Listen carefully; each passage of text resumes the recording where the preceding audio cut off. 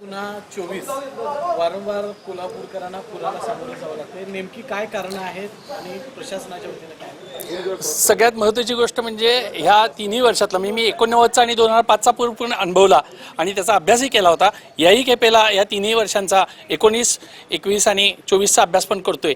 तर अशी एक गोष्ट लक्षात येते, पावसाचं प्रमाण वाढलं ही गोष्ट जरी खरी असली, किती खरी असली तरीसुद्धा पाण्याचं प्रमाण जेवढं यायला लागलं नदीमध्ये आणि त्याचा विसर्ग यापूर्वीची कारणं जर थोडीशी फरकाची असली तरी अलमट्टीतनं आज 3.25 लाख विसर्ग सुरू आहे असं जरी सांगत असले किंवा आज सकाळपासून 3 लाख केलं आहे असं म्हटले तरी पंचगंगेचं आज पुराचं पात्र हे 67 लाख क्युसेक्सनी व्हायला लागलंय.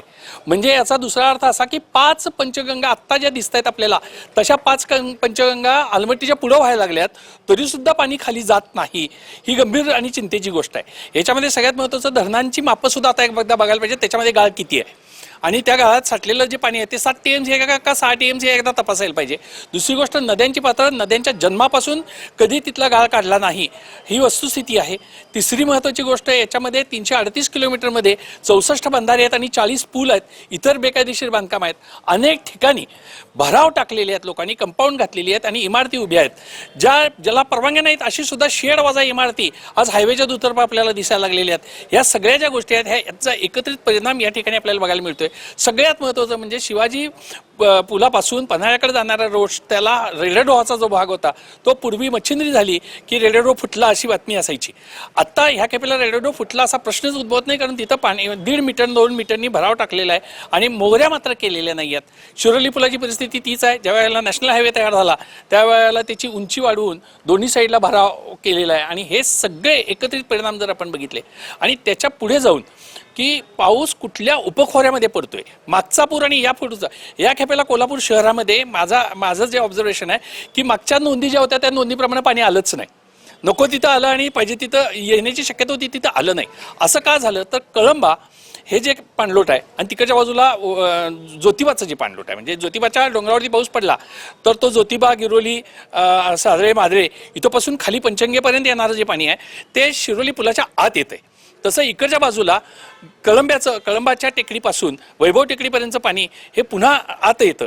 ह्या दोन्ही ठिकाणी पाऊस कमी आहे. मागच्या वेळेला हा पाऊस जास्त होता त्याच्यामुळे शहरातल्या पाण्याच्या पातळ्या वाढल्या होत्या, या खेपेला त्या वाढल्या नाहीत. हे सुदैवाची बाब आहे, पण याच्यामध्ये प्रशासन कुठलाही अभ्यास करताना दिसत नाही.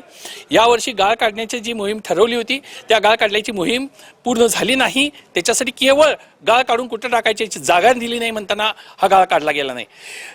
राधानगरी धरणाच्या बाबतीत ह्या खेपेला इंजिनियर्स लोकांनी खूप चांगले प्रयत्न केले, पण राधानगरीचे सर्व्हिस गेट स्वयंचलित गेटनी काम केलं ते नंतर केलं, पण त्याच्या आधीच जी सर्व्हिस गेट्स आहेत ही सर्व्हिस गेट 1.5-2 कोटी रुपये खर्च करून दुरुस्त करण्याची आवश्यकता आहे की ती अद्ययावत करणं आवश्यक आहे. ती न केल्यामुळे आपण राधानगरीचा विसर्ग नियमित करू शकत नाही. धामणीचं धरण आमचं कित्येक वर्षाचं पडलेलं आहे. 4-4.5 TMC आपण तिथं पाण्याचा साठा ठेवू शकलो असतो, म्हणजे तेवढा विसर्ग इकडे यायला वेळ लागला असता, गाळ काढला असता तरी चाललं असतं. आणि दुसरी गोष्ट, जे माझ्या दृष्टीने जे महत्त्वाचे पूल आहेत, सडोलीचा पूल असेल, बालिंग्याचा असेल, शिवाजी पूल असेल, शिरोलीचा पूल असेल, रुईचा पूल असेल आणि पुढे इचलकरंजीचा असेल आणि अगदी शेवटी शिरोळचा पूल आहे, या सगळ्या ठिकाणी आज खुलं धरण अशी परिस्थिती आहे. यावेळेचा पूर हा खुल्या प्रवर्गात खुल्या क्षेत्रातला पाऊस होता, धरणाच्या विसर्गाचा काही संबंध नव्हता.